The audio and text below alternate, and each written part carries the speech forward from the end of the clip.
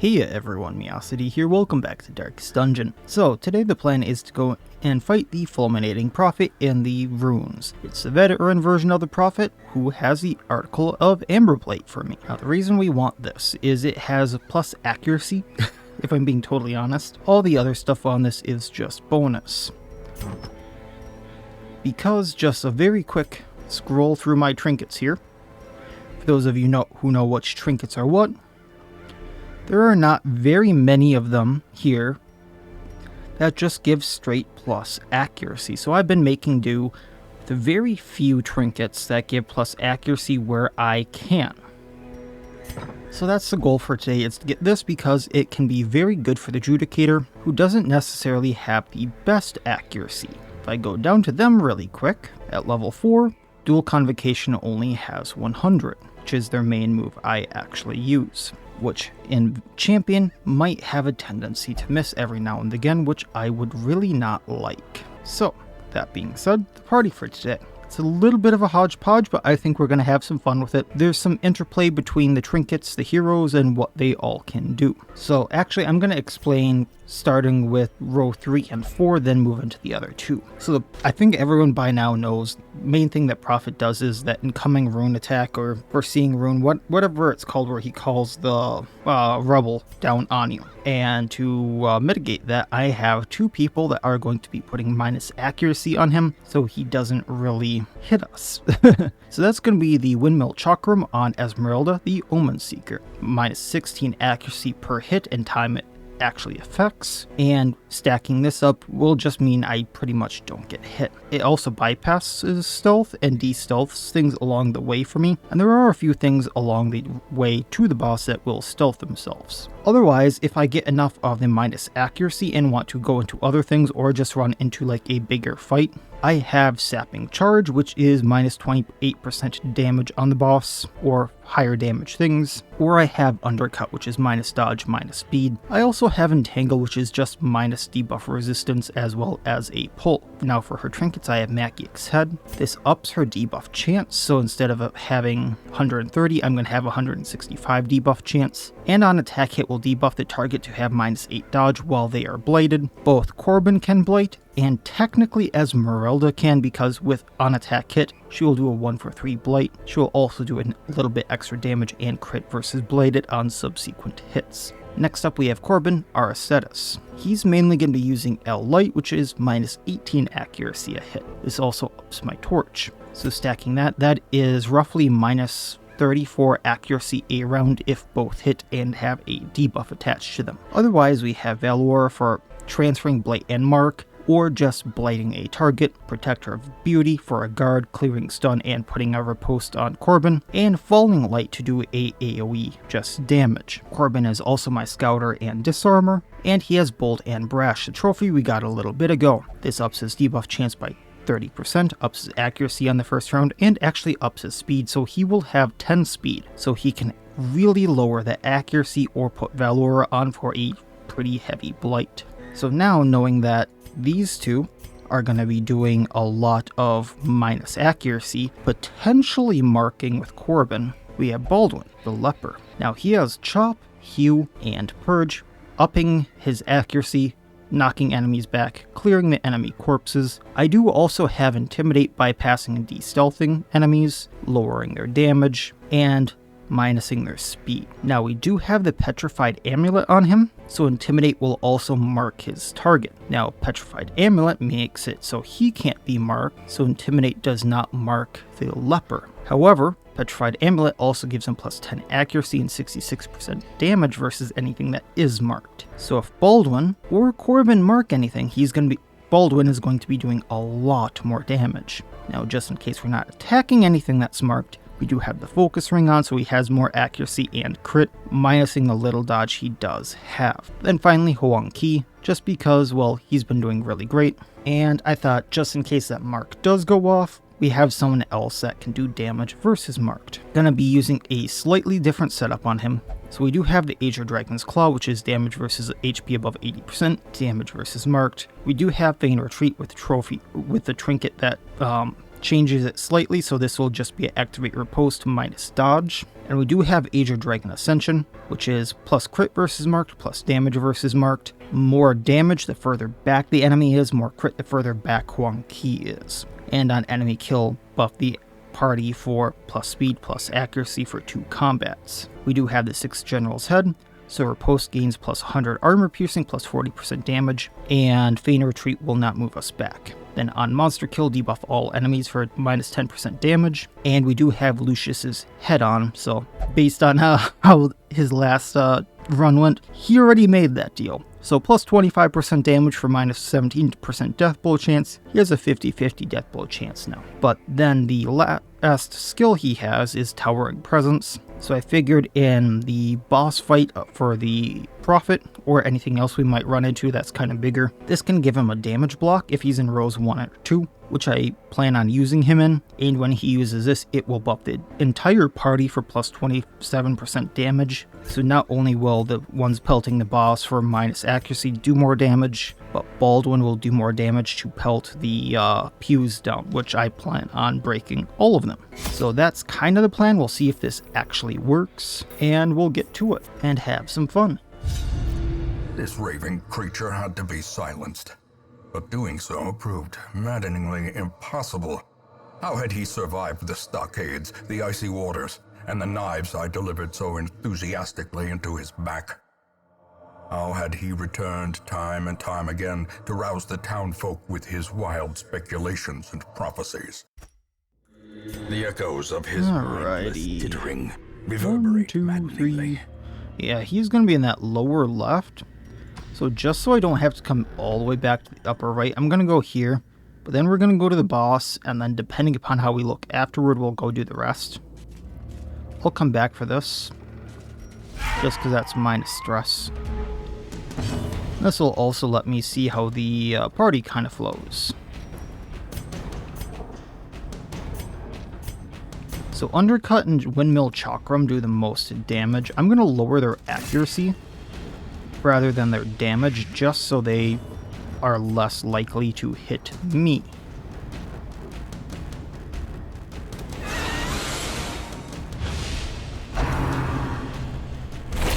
Because of course row 1's going to hit me, I get the Crimson Curse. Lovely.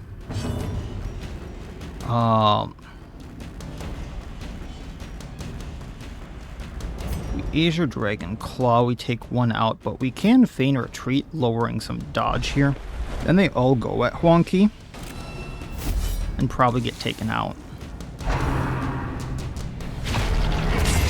Obliterated. Then chop row 1. I was kind of surprised he didn't go at Huang Qi, but I guess Mark only does so much. Decimated.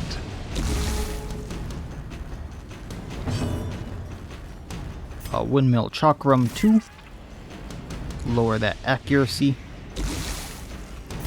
That's why we brought some anti-venoms on top of the Prophet, and then we'll heal through them. Taking what we can.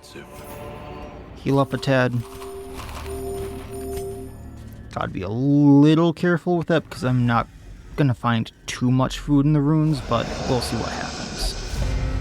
Imposing Golem, you say? Definitely L-light that, so it doesn't hit us. Windmill Chakram on it.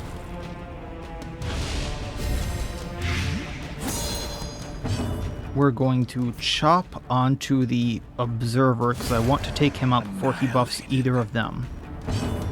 And we're going to Feign Retreat, lowering the dodge on the Grotesque, because I want to take him out next.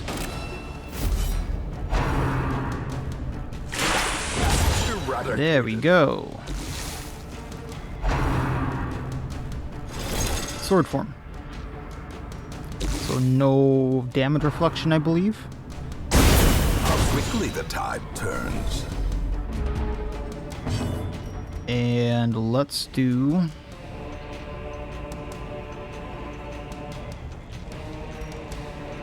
You know, let's do... He has dodge, let's get rid of that, or just take him out. Perhaps the turning point. Taking what we can. I want the emeralds over the money, so I'll do that, and then we're going to heal Wonky. So holy water with this. Then heading back.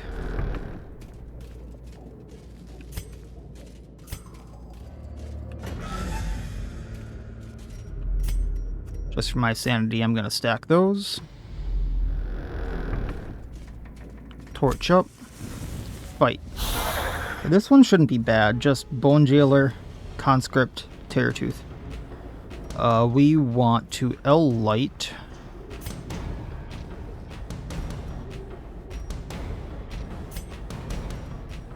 You know, for once, L-Light is actually hitting harder.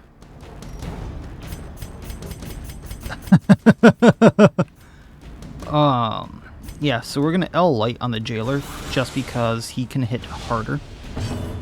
Gonna Hew.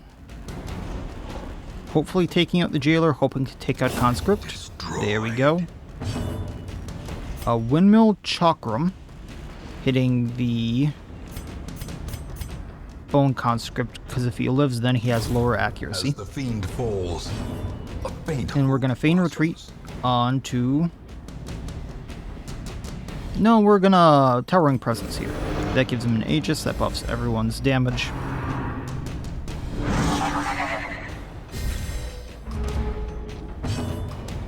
And then Intimidate, devastating blow. marking him. Chakram, lowering accuracy as a just in case, and Blight takes out Terrortooth. Slow death. Unforeseen. Alright. Unforgiving. When you want everything, but you can't have it. Taking the crusts.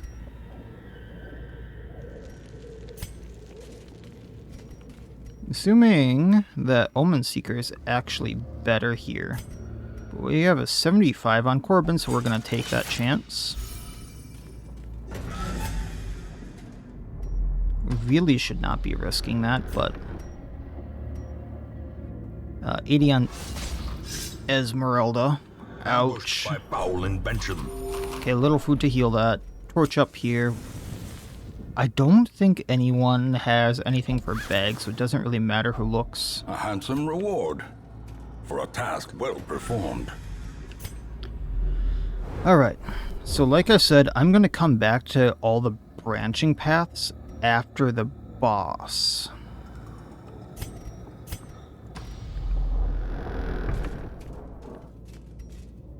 Ooh. 1, 2... I'm thinking here. Because this Curio can give me plus damage until camp. Is it for 4 battles or is it for until camp? Either way. Like, battle here, battle here. So that's 2. Potentially battle room here. And then 2 hallways that potentially have battles. So if I go back and camp,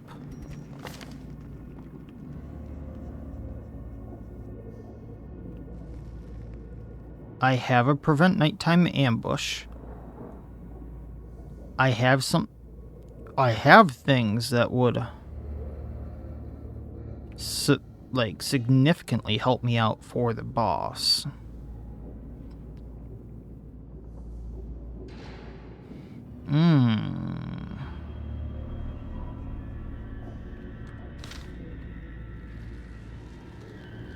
And then watch me go camp, and then this is a plus stress.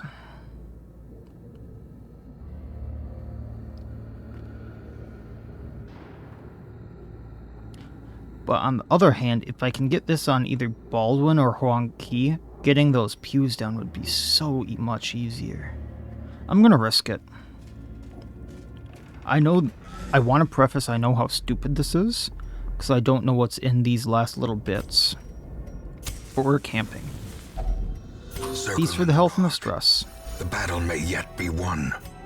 We are going to prevent nighttime ambush with safe and sound. This also de-stresses us. I'm going to use Banquet for the Eyes to get food. I have 6 left. I can get accuracy and crit with 3 of that on the leper. I could use 4 of that for crit and damage on a Huang Qi. Crit or accuracy and dodge on everyone, but giving us stress. Or plus 2 damage and minus 33% damage received on Corbin, meaning I could get reflection on Baldwin. And if I have the minus damage received, the guard is a lot more beneficial. Not that I ever use that guard, but in that tiny instance that it comes in clutch, I'm thinking Admirable Poise. And then we use reflection for the accuracy of the crit.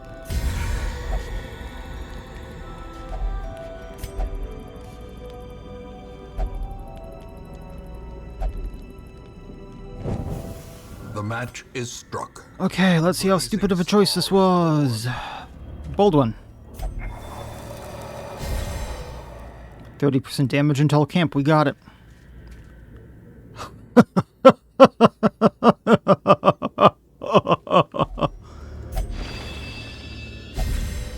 50% damage until camp. It was worth it.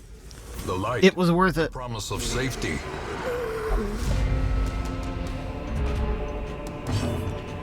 Okay, Baldwin can almost take out the ghoul, I think. Going for the Frothing Madman, taking him out. I think we fried him. Madman saw the light. Really? I guess that's through the protection. So if we intimidate him, we minus the damage and mark him for Huang Qi, so marking the ghoul. And then we're gonna Windmill Chakram onto the Cultist. Shoot. But then, marked.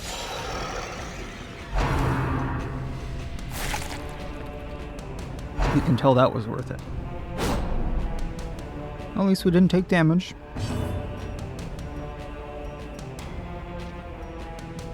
Just in case he tries to use his stress or stun, we're going to lower that accuracy. Then I can heal. Actually, yeah, let's just go for that Cultist. Bop. Yeah, I figured he would guard, so. Then Val Aura to try to take him out.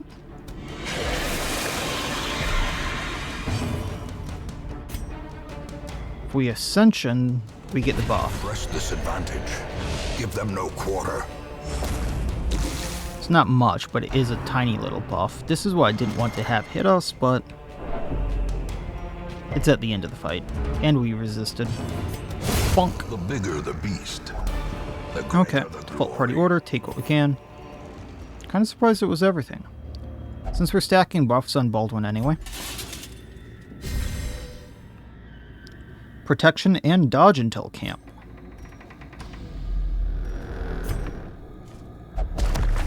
Disarm the trap with Corbin, get that little stress debuff, or buff rather. The way is however you want to say it. Path is clear. And Battle Room with Treasure. Only the strength to follow. Defiled Fountain really doesn't do too much damage, so I'm not worried about it. What I don't want to have happen is the repose from the armor here. Which we have a little time for.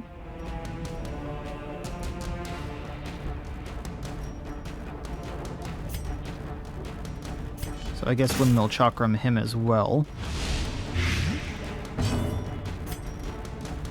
I can claw the gargoyle. I was hoping to take him out with that, but then I can just take both of them out.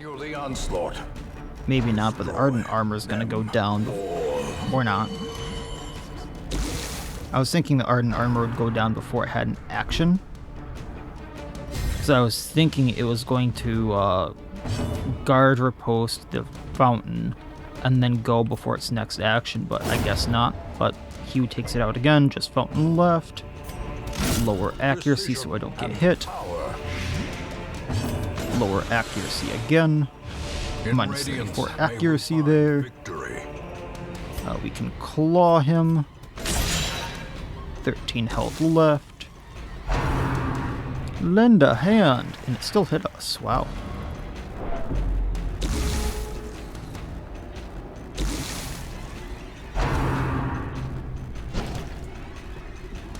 That one missed. Okay, undercut. Throw that axe. Monster's size has no intrinsic. His axe always beats sword. Unless inordinate. Unless you're in Fire Emblem. Be considered a virtue. Take the sapphires. We're gonna get rid of the citrines for the jades. I think we're good, yeah. Default order. Check this. On we go. Lovely. Baldwin, how you doing? Cool machinations spring Think we're to fine. life with a singular purpose.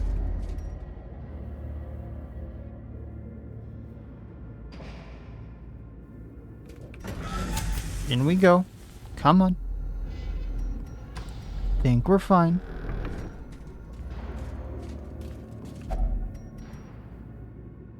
We'll get these on the way back. We'll get these on the way back. Using holy waters on everyone. Light is fine. Let's get our profit. Let's get our pews. The madman hides there. He had some very nice scrollings here for a blind man. Drivel.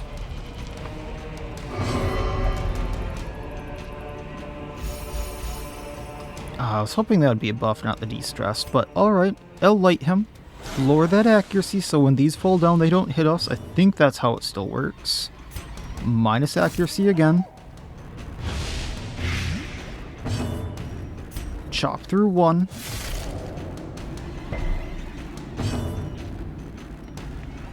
And a towering presence as a just in case. Getting our damage buff.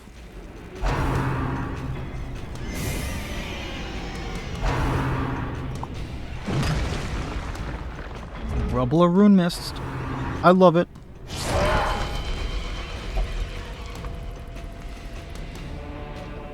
I don't think this is a sleeping dragon, but go ahead. Minus accuracy. At minus 50.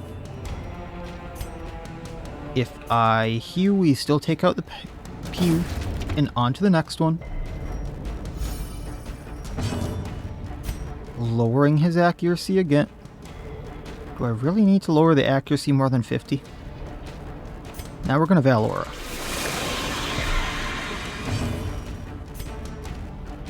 Claw, another one down. One pew left.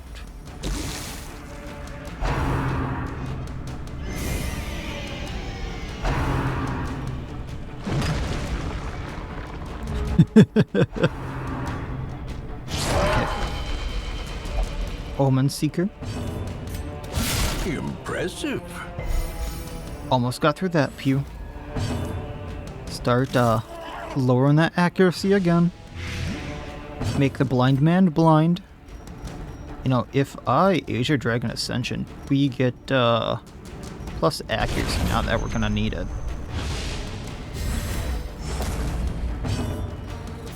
And then we can just start Valoring him because we can't lower his accuracy anymore.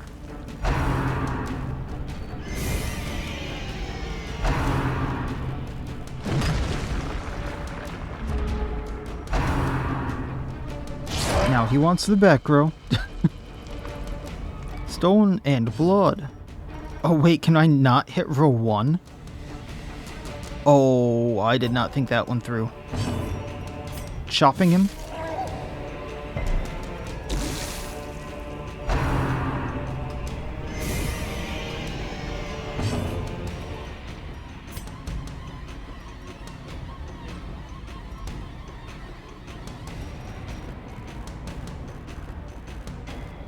You know, I'm gonna add a riposte here, just so we chew through him faster. And then claw.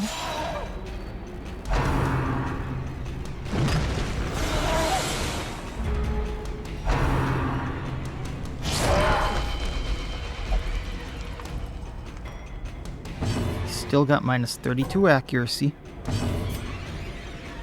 Chop. In life, his claims to I don't think we recognition took will damage do that best. fight. In death, I don't think I've ever done that to him. The Omen Seeker. Saw omens. Not hit us.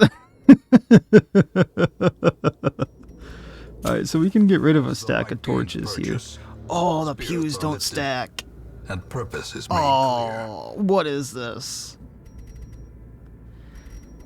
Ah. Okay. I don't need this many medicinal herbs. And then...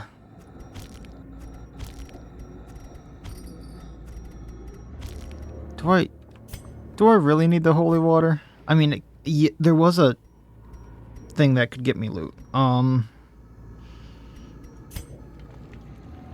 only thing that might need a shovel is like up here. Screw it. That's the blueprint. There we go. That works. Then I don't need Black Fortuna because I don't use a stun chance. Do I want the +8? No, the +8 accuracy on range skills is not that great. And then the Burning Blood I can't use anyway. So yeah, this is fine. That was fun.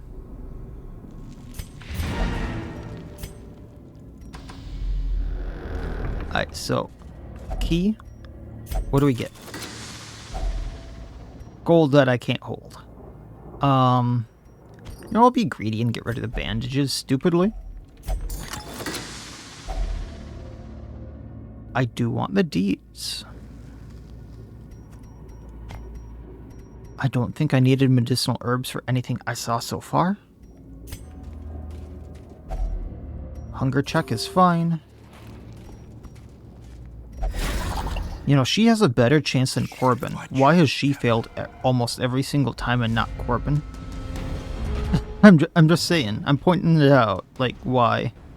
Getting rid of a Weber since they have the mark and a stun rather than just a flat-out blight. Windmill Chakram to get rid of a spitter. Another abomination. And then either of them can get rid of a Weber. Yeah, I think we splattered that spider. Foolish horrors. Brought low and driven into the mud. Alright, default order to put Huang Qi back into so slightly better crit if I decide to use Ascension. I'm gonna go up to here. And then just go to those other 3 rooms. Of course. I didn't notice these little eldritch things here before, which is kind of cool. All the skeletons in rune. I guess I get a map there, which is nice, to the treasure room. Can always use a key here. Got an extra one. Alright, so I can't hit the Ardent armor, so I'm just going to Windmill Chakram the Defiled Fountain, so it doesn't hit us. If I hew, we're not going to take out the Gargoyle unless I crit, so I'm going to take out the Gargoyle with Chop. Executed with impunity. A light fountain, making sure it doesn't hit us.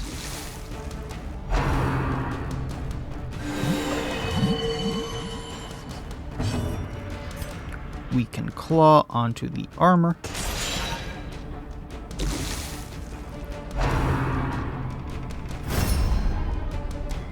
See, that's what I thought the other Ardent armor was going to do, that had the 2 health, and then I wasn't going to have to hit it, because the 1 blight would have taken it down to 1 health, then on its next action it would have gone down.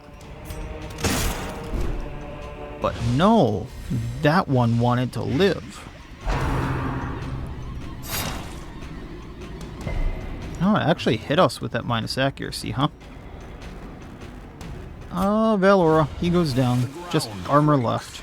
Or, fountain, rather. I think we can get, like, a sword or something from this fountain. It's just a really low drop rate. Do we have blood? We do not have blood. Prodigious size alone. It's just Grieving. We're fine. Taking what we can. We'll leave the 800 gold. Because realistically, I don't want to give up any of these supplies. Skeleton key. Hacks laden with loot. are often Well, we can take the low on deeds. supplies. Actually, I'm going to get rid of some of the onyx here for some busts. Alright, down we go. Torch.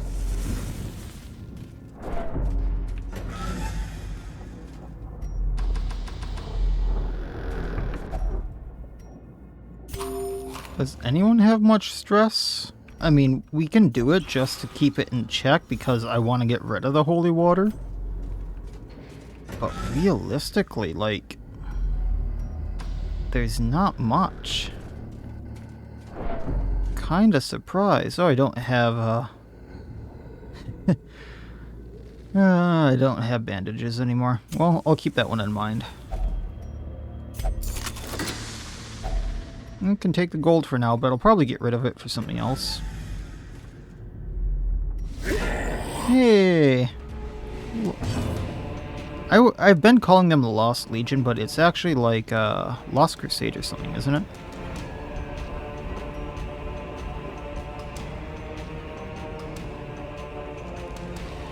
So 2 friars. We'll see what they do, but we'll get rid of the missionary first.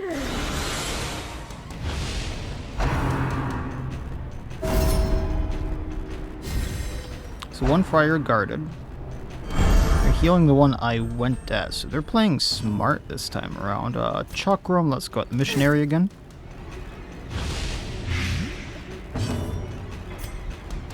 If I heal, we probably don't take out the missionary, but we do damage to the Errant, and then Huang Qi can do damage to the missionary. I think that's good enough. Well struck.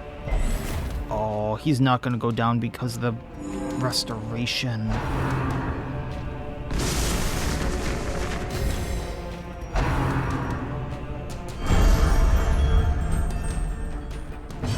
But what we can do is Ascension, taking him out, buffing everyone. That's plus accuracy plus a little bit of speed.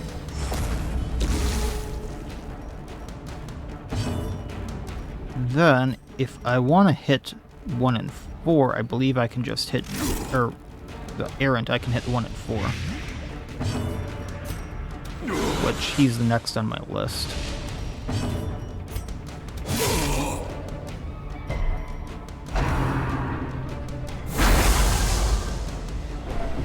We'll see how this goes. And that blocked is just because the leper can't be marked, which is fine. Hammer of Faith, that's a miss. And, well, making sure you don't get healed there, buddy.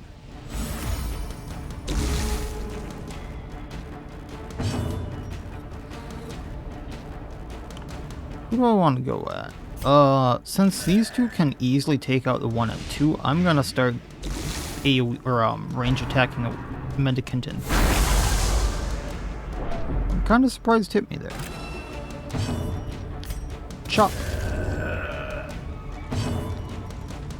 And since I can't hit him, Powering Presence, plus damage, everyone. Light. I think my light shines stronger. Taking what I can. This expedition at least promises success. Now we can leave the portrait. Taking what I can again. Leaving the rust. Up we go, default party order. And then 2 more rooms left. 3 more battles, because that's a room battle. See what we get.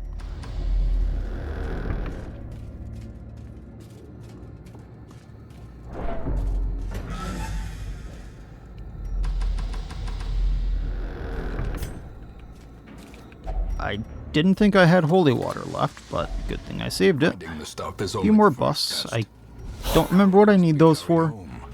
Why is there a Seraph? I can't even hit it with...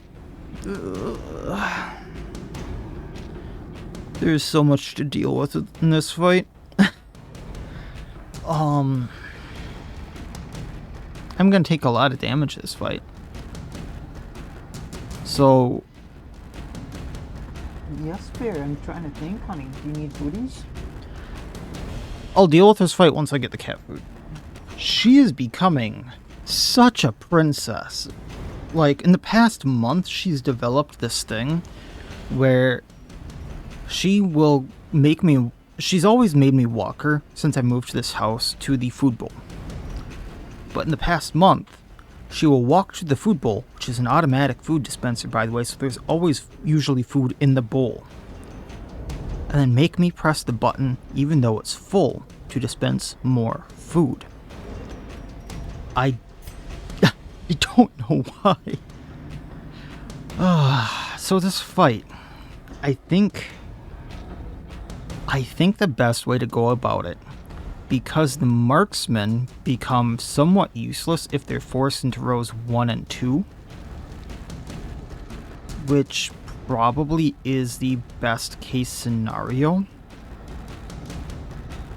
And the Grieving Seraph is the most dangerous. The thing about it is I don't quite remember offhand if it has a corpse or not. I think it does, and I'm pretty sure the Grotesque does. So I have to hope to beat them with crits or blights. But if I can take out the Seraph, then the Grotesque, because usually his really dangerous move is on turn 2 or 3. So that gives me time to take out the Seraph. Then Grotesque, then deal with these two.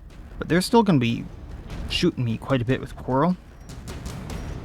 So this is going to be a bit off, but... So I'm not going to be using L Light here. We're just going straight Valora into the Seraph, which blights her. Then Chop.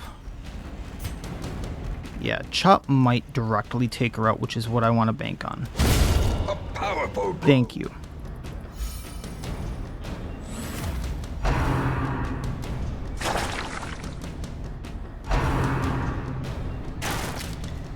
Now that makes Marksman 1 pretty worthless. And if I want to buy time, I can pull him into 1.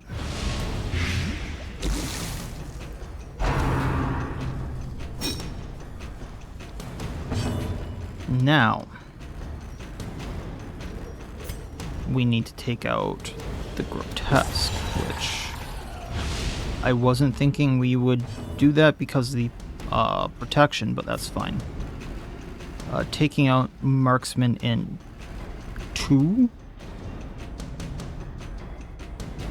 And then we can pelt 3. Also pulling him forward as a just in case. I thought this fight would do a lot more damage to me. I got really lucky with that crit on the Seraph. Then Ascension taking him out. A trifling victory, but a victory nonetheless. Yeah, we can get rid of this stuff.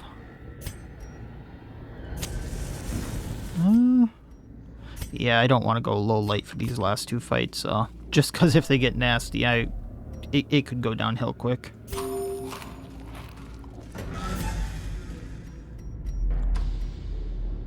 Fun banners. Alright. Outlaw treasure. Do I finally get my cap? We'll see. Since he is surprised, we'll let other people go. And then L Light the Cutthroat. A singular strike. So minus accuracy on him. We're gonna Windmill Chakram the Fossilier here. I was hoping to de-stealth them.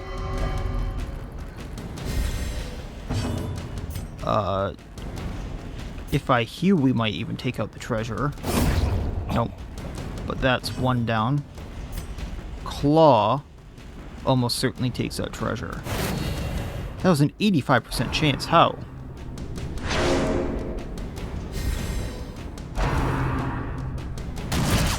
He didn't even have the dodge buff there yet.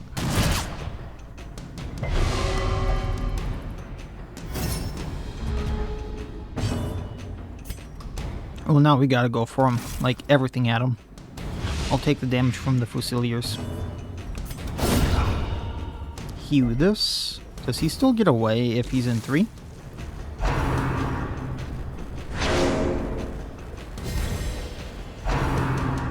It doesn't look like it.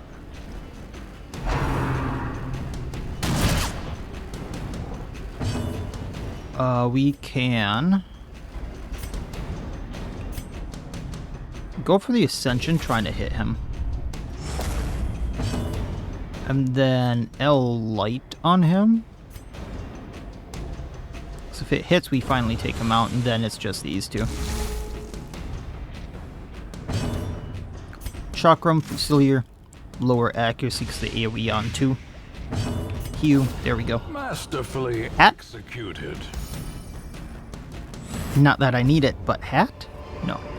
We did get the legendary bracer. Creatures can be felled. They can be beaten. I swear this was reworked into something else, but I'm fine with this.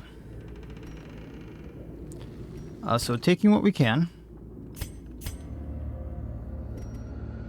Gonna use the torches, drop the torches for the legendary bracer. This is plus 25% damage and -1 speed.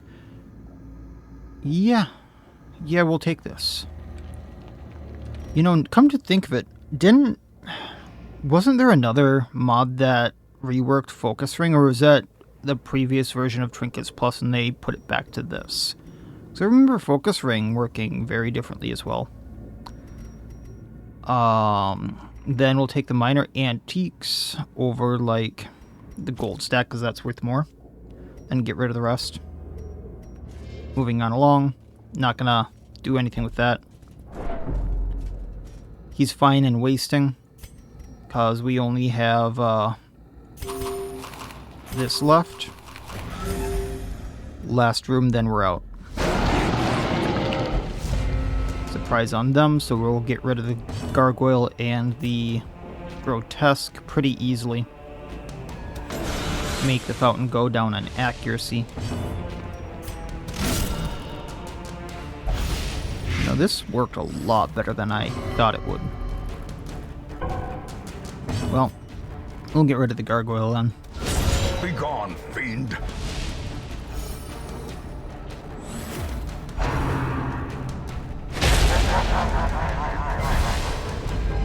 Festering fear consumes the mind. -5 health to heal someone for something they're not gonna get healed for. Interesting choice there. Making sure he doesn't hit us. This is a lot of fountains in this one. Isn't this like 3rd or 4th one? It'd be really cool to get the trinket, I'm just saying. Really cool. We'll Valora the Grotesque. Hew.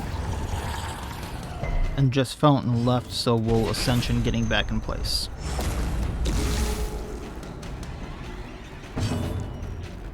And 3 health left. Judgment Day threw its sword, I think it was. And chop. Their cursed champion falls. Break that well.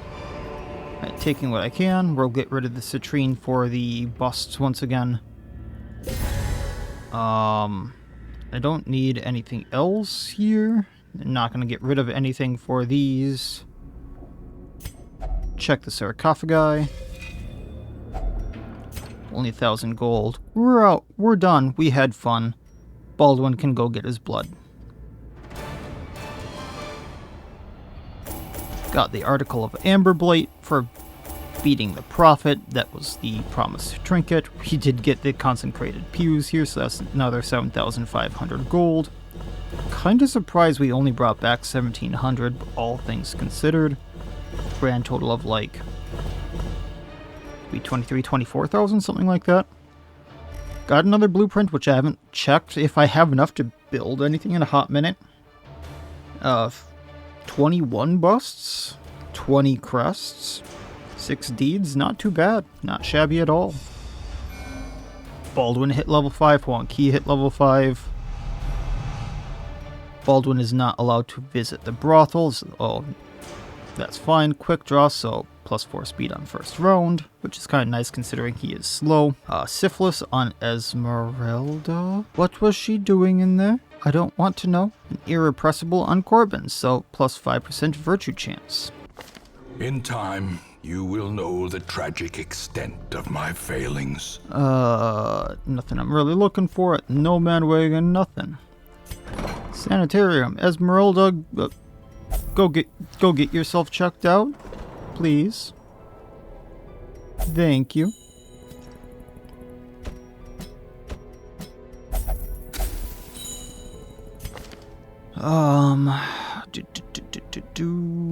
Do I need to get anything off of anyone? Is chromophobia again? No. We can get Dud Hitter off of Boyven.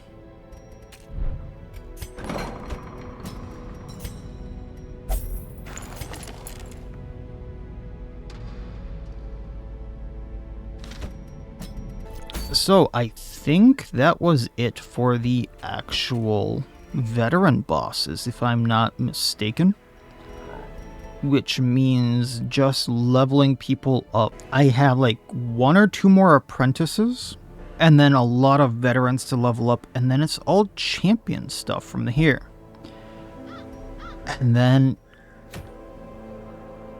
yeah.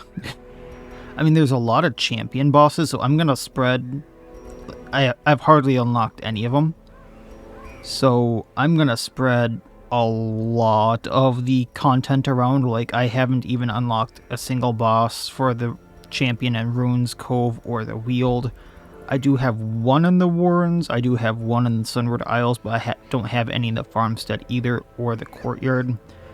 So the plan is just kind of go everywhere and kind of do what I can. But I'm just kind of scrolling through here. I think the only one I realistically have or want to level up that I don't have like a higher level of right now is a Bowman. So Vatville will be the one I level up, and realistically I only need to do 1 medium with him to level him up. After that, it's smooth sailing, and I don't really have it's veteran looking at this. So I'm not sure what I'm gonna be doing. Probably Farmstead looking at this, because I need like 8 more shards to get 7 more shards to get any of these buffs, because I have another memory, and some of these would be kind of nice to nab. The Tainted Well, making holy water increase buffs, would probably be the one I go for. And after that, I have 5 blueprints, so like I should probably get on to actually grabbing as many heirlooms as I can as fast as I can to get some of these. But I don't know. I still also have to like fully upgrade the sanitarium, I believe, and fully upgrade the abbey. So it's like probably just grabbing as many of those as I can while going through some of this. I know I have to kind of grab gold as well, so I think what I might plan on doing while leveling up like Vatville here and then the apprentices or the veterans is like I might take a ante, and then the only gold type stuff I grab is what's associated with them, and otherwise it's heirlooms. So like if it's an ante, I only grab the antiques, which would get me a lot of money nonetheless, and then grab heirlooms, and then in the case of the Farmstead, the comet shards, which would still get me a lot. I think that might be a plan I go with, and we'll go from there, and then really start hammering down the upgrades on the Hamlet, because otherwise it's just leveling people up. Having this little stash of gold I'm fine with, as long as we can keep it at this, because realistically, like, I don't need to get many more upgrades on a lot of people, so I think that'll be fine. We'll go with that. So next time leveling up Vatville. I'm not sure how long that'll take, and maybe leveling up some other people, and we'll go with that. So leveling adventures on the way. I'm not sure for how long, but until we get to champion levels. Expect some wacky parties in the near future. Ones I can at least survive with, but wacky parties. So that'll do it for this time. Like, comment, subscribe, all that YouTube jazz, and otherwise, as always, I wish you all well. I'll see you next time, and please, have a good one.